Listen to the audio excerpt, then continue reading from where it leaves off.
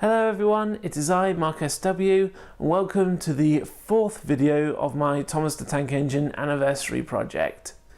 Now for the fourth book, this one is called Thomas and Rosie. For those of you who don't know, Rosie is from the newer episodes of Thomas and Friends. She's a pink little tank engine, and when she was first introduced, she didn't have like a proper introduction. There's no episode that explains how she came to Sodor. So I've done one for her, and later she gets repainted red in the CGI series. I think she's better pink. Before we begin, do please subscribe to my channel if you're new and hit the notification bell. And if you're one of those YouTubers who makes Thomas stories and you'd like to adapt these stories into something more visual, then you're more than welcome to. But please provide your own narration. Enjoy. Thomas gets bumped. Thomas the Tank Engine loves his branch line. He knows all the best sceneries, and he knows when and where to whistle to let his friends know that he's passing by. He enjoys listening to Annie and Clarabelle singing their little songs, and he's always happy to help his friends. The only thing Thomas doesn't like is being late, but that's usually caused by the engines on the main line. No matter how long they're likely to take, he has to wait for them, because he's a guaranteed connection. One day, Thomas was hoping to have a good run. He had been late for the last 2 days, even though it wasn't his fault. As he approached the goods station, he saw the station master waving a red flag. He then noticed a group of children waving at him. Something must be wrong, thought Thomas as he came to a halt. This station is for goods, not passengers. Help, Thomas, help! We are glad to see you, called the children. Please, will you take us home? The station master explained to Thomas's driver that the school bus had broken down and the parents would be worried if the children were late home. Thomas waited until all the children were aboard his coaches. Then he took them to the next station where Bertie the bus was waiting to take them home. By the time Thomas finished his journey, it was very late. Percy was starting to worry about his friend. "You must be careful, Thomas," he said. "If you're late again, the Fat Controller may get another engine to replace you." "He would never do that," said Thomas. But he was worried. The next day, when Thomas collected his passengers, the Fat Controller was nowhere to be seen. "Thank goodness," sighed Thomas, as he puffed away on his first journey. He was determined that everything would go smoothly. "I must have a good run today," he thought. But he had reckoned without the hot weather. Today was so hot that Thomas didn't know that the heat had caused the rails to bend. By the time Thomas saw one of the bent lines, it was too late. He came off the track with a bump. Luckily, he wasn't going too fast, and his coaches stayed on the rails. "That's done it," said his driver. "We shan't get any further today." "But what about my passengers?" asked Thomas. "Don't worry. They'll be looked after," replied his driver. Thomas was worried that the Fat Controller would be cross with him, but all he said was that it would take weeks to repair the line, so he gave the other engines new jobs for a while. Toby went to the stone quarry to help Mavis, Daisy went to work on the Little Western, and Percy went to the branch line that leads to the mountain railway to help with the extra goods work. As for Thomas, "You will shunt trucks in the yard till I can find you some work to do," said the Fat Controller. Meanwhile, Bertie promised to look after the passengers on the branch line. "Thank you, Bertie," said Thomas. "You're a very good friend indeed." As the days passed, Thomas grumbled at his new job. The only company he had were the silly trucks. Until one day, something took his mind off it. Thomas heard a high-pitched whistle. He then saw a tank engine he had never seen before backing down onto a line of vans. She was a pink engine, with 6 red wheels and 3 domes. "Hello," she said sweetly. "My name is Rosie. You must be Thomas the Tank Engine." Yes, I am," said Thomas nervously. "How did you know?" "I've heard a lot about you," smiled Rosie, "but I can't stop now. I have to take these vans to the workmen repairing your line. It was nice to have met you. Goodbye." Thomas was left behind, speechless and worried. What if Percy is right? He thought. What if the Fat Controller has got another engine to replace me? But I shouldn't say any more, or I will spoil the next story. Thomas, Rosie, and the Circus. For several days, Rosie helped the workmen by delivering equipment and supplies they needed to repair the line.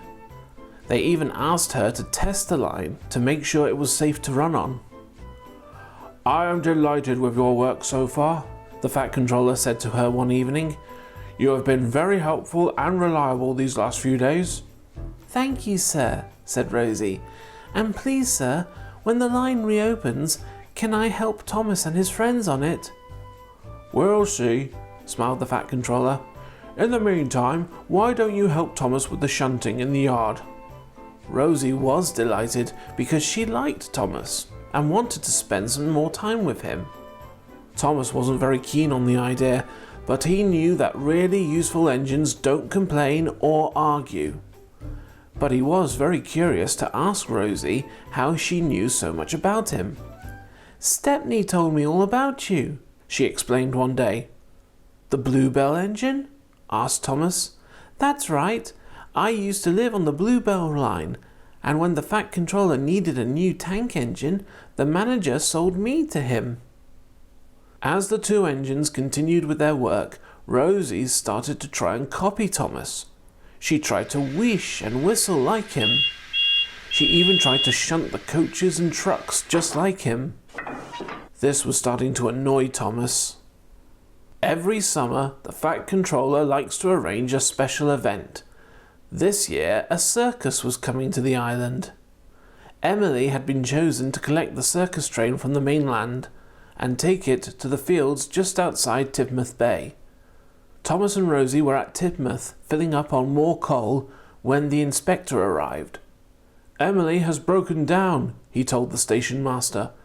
"There are no other engines available, so the circus train will arrive later today as soon as she has been repaired."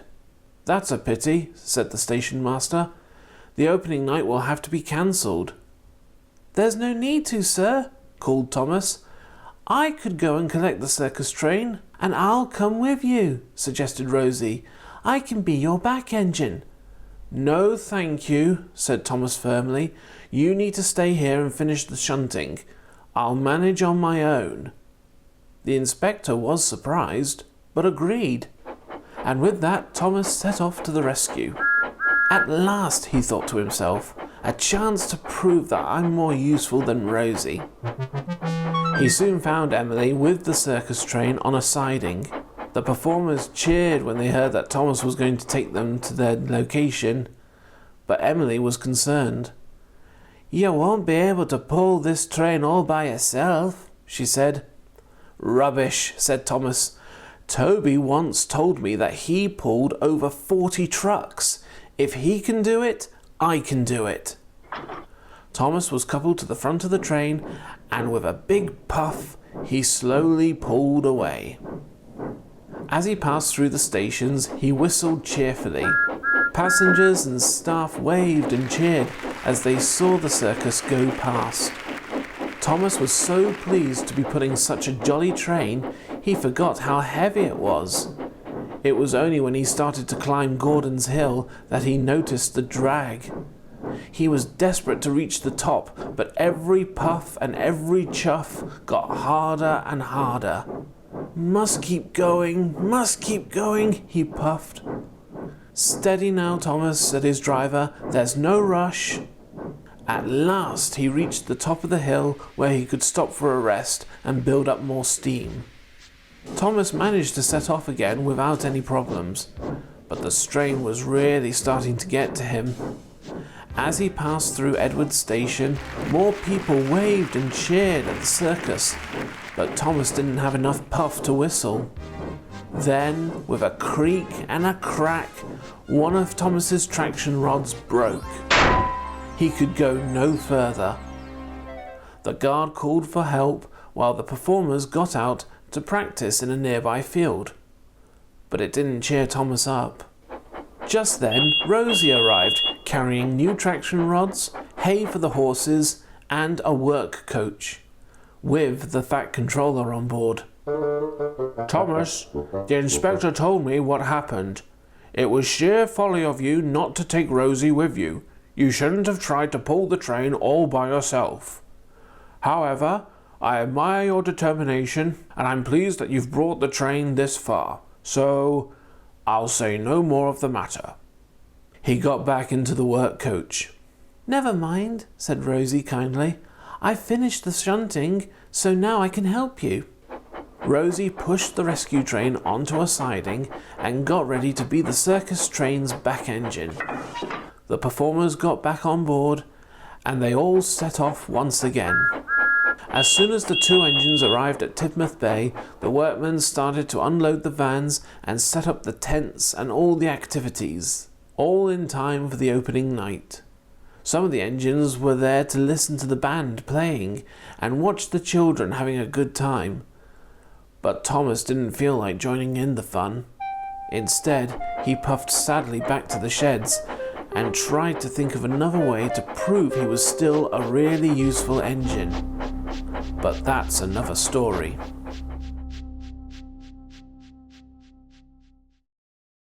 Thomas saves the day. "Please, sir," asked Thomas, "when can I go back to my branch line?"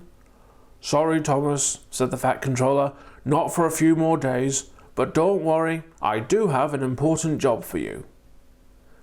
Kelsthorpe Station was being renovated, and the Fat Controller had given Thomas the job of delivering building materials and taking the workmen there and home again. Thomas felt much better and proud to be given such a responsible job. The only thing he didn't like was that he had to use a shortcut to get to the station, so that he didn't hold up any trains on the main line. The shortcut was the old branch line, where Gordon had his accident pulling a goods train. Workmen had made some temporary repairs to the line, but it was still full of difficult bends, which Thomas never liked.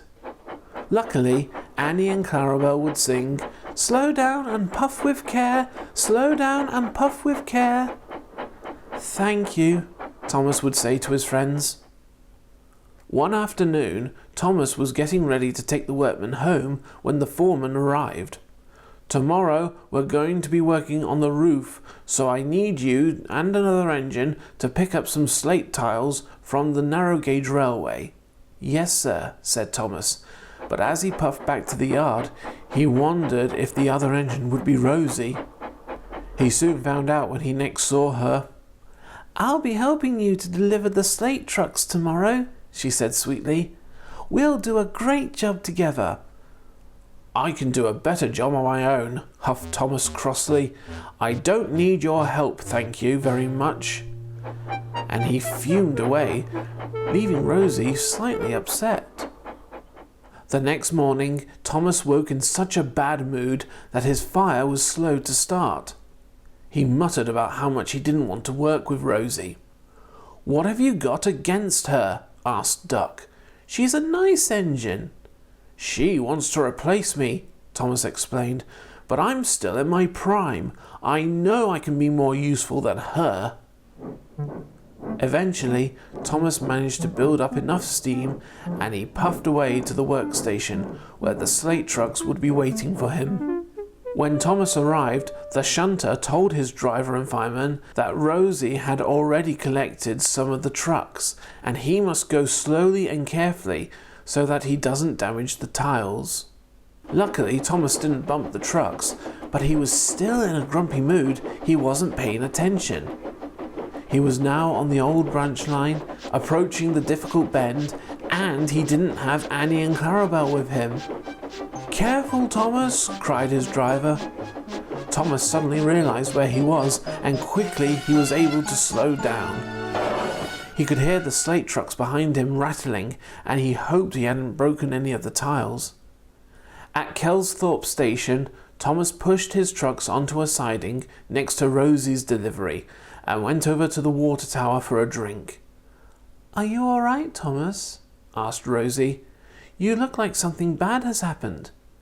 "I think it has," Thomas confessed, and he told Rosie about the difficult bend. Later, it was discovered that some of the slate tiles in Thomas's last 2 trucks were broken. "You'll have to go back to the workstation to get more tiles," the foreman said crossly to Thomas, "and remember to go slowly this time."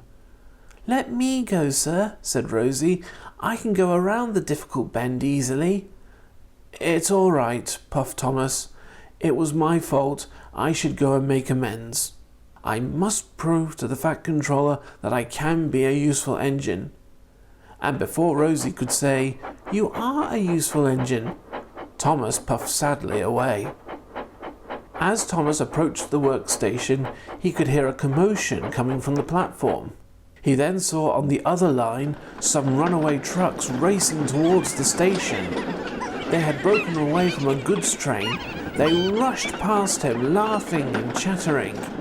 "Cinders and ashes!" cried Thomas. "They'll be heading for Kelsthorpe Station. I must warn the station master." So he dashed after them. On, faster, faster!" cried the trucks as they rattled along the line. Thomas soon caught up with them and began to overtake. "Go, Thomas, go!" encouraged his driver. Thomas knew that he had to go along the old branch line in order to get to the station first. As he turned onto the line, he saw the signalman set the points so that the runaway trucks would stay on the main line and take the long way round. This time Thomas remembered where he was and knew he couldn't go any faster. "Slow down and puff with care, slow down and puff with care," he reminded himself. His brakes were applied and he chuffed slowly around the bends. At last he made it all by himself. I've done it, he cried.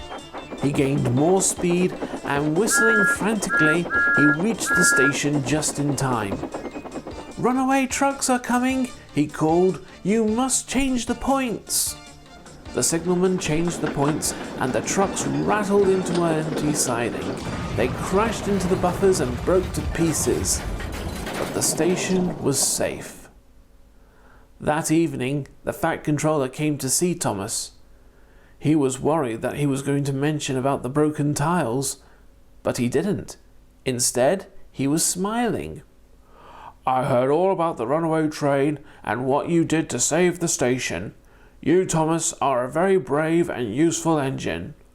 And," went on the Fat Controller, "you'll be pleased to hear that your branch line has been repaired and you can return to it tomorrow." "Thank you, sir," smiled Thomas. He was so delighted that it made his firebox glow.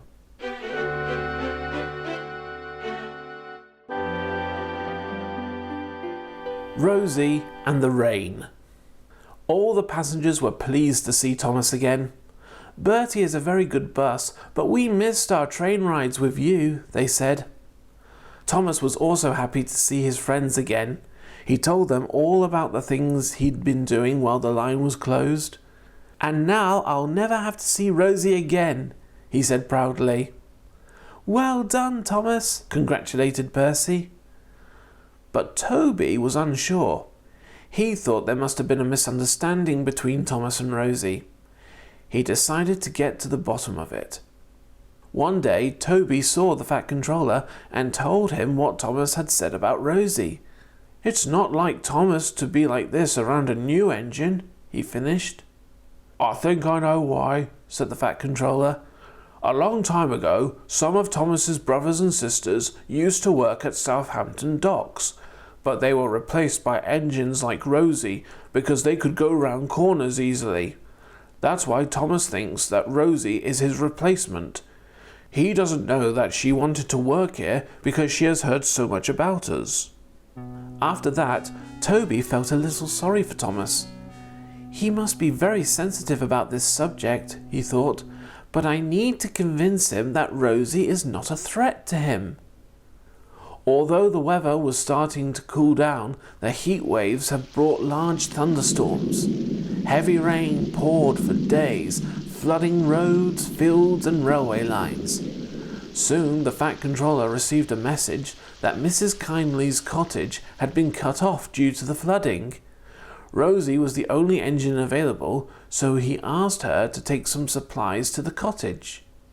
Rosie was about to set off when Harold the helicopter arrived. "Another storm warning, I'm afraid," he called. "High winds on the way and heavy rain. Mind how you go, young lady," he continued. "Heavy rain can cause landslides on this branch line." And he buzzed away.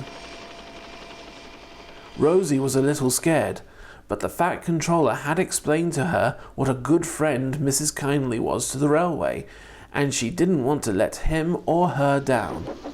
As she continued her journey, the sky grew darker and darker. The sound of thunder filled the air, and rain bucketed down. Rosie's pistons pumped and her boiler bubbled. "I must keep going, I must keep going," she puffed.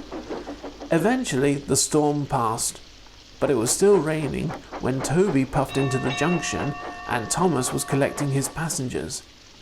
Toby finally got a chance to talk to Thomas about Rosie. Thomas listened and started to feel sorry for Rosie. "Maybe I have been a bit hard on her these last few weeks," he confessed. "I'll apologize the next time I see her." "You might see her sooner than you think," said Toby. "I just saw her on our line." When the station master explained what Rosie was doing, Thomas was concerned. "Rosie hasn't been on our line during bad weather. What if she gets stuck in a flood like Percy? Or if she crashes into a landslide just like I nearly did? I'd better go and see if she's all right." As Thomas puffed down the line, he whistled to see if Rosie would reply. At first there was nothing, but then he heard a high-pitched "peep, peep." "That's her!" cried Thomas. He then felt his wheels changing tracks, and he soon found out why. Earth and soil had fallen onto the up track, and the rain had turned it into sticky mud. The rails were so slippery that Rosie couldn't stop herself ploughing into the mud bank, and now she was stuck.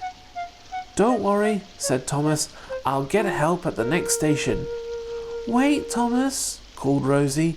"Please, will you deliver Mrs. Kindly's supplies for me?" "Of course," smiled Thomas. Rosie was uncoupled from the vans, and Thomas pushed them along to Mrs. Kindly's cottage. Unloading the vans was going to make Thomas late, but the passengers didn't mind. They knew how important it was, and some of them even agreed to help unload. Once Thomas had delivered the goods and his passengers, he went back for Rosie and pulled her out of the mud. That night, the two engines made up their differences. "I didn't mean to scare you and think that I was going to replace you, Thomas," whispered Rosie. "You do know that, don't you?" "Of course," said Thomas, "and I'm sorry I was rude to you. You're a very kind and helpful engine, and you're more than welcome to come back and work on my branch line." And so it was arranged by the Fat Controller. Rosie still works in the yard shunting trucks and preparing passenger and goods trains. But when things are too busy on the branch line, she sometimes helps Percy and Toby with the goods work. And sometimes Thomas lets her pull Annie and Clarabelle. She is really happy to be working on the Fat Controller's railway, and there's no more talk about Thomas being replaced.